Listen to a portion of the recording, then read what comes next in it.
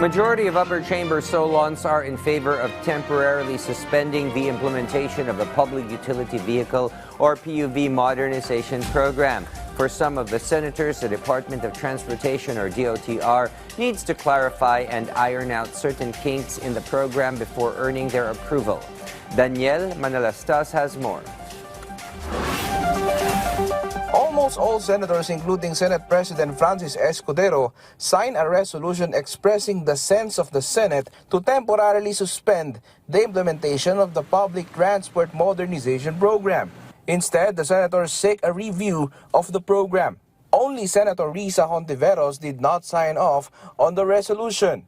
Lots of concerns about the program continue to hound the senators, like the potential phase-out of the iconic jeepneys. Kaysa naman malubog sa utang, siyempre mapipilitan po yung mga kababayan natin na huminto na lang sa biyahe, kumonti yung babiyahe, mawawala ng trabaho, tataas na naman ang unemployment. Hindi pa handa yung LGU sa implementation.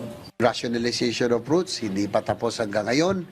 Yung supplies, pero ang pinakakirito na nakikita ko, yung success of the PUV modernization will depend on the financing, sa financing scheme. Kasi hanggat 2.5 to 2.8 billion ang isang modern jeep, napakamahal, hindi kaya ng ordinary jeepney and operators yan. Meanwhile, for Senator Cynthia Villar, though she is not against the modernization program, she believes a feasible or viable solution for now is partial implementation of the program.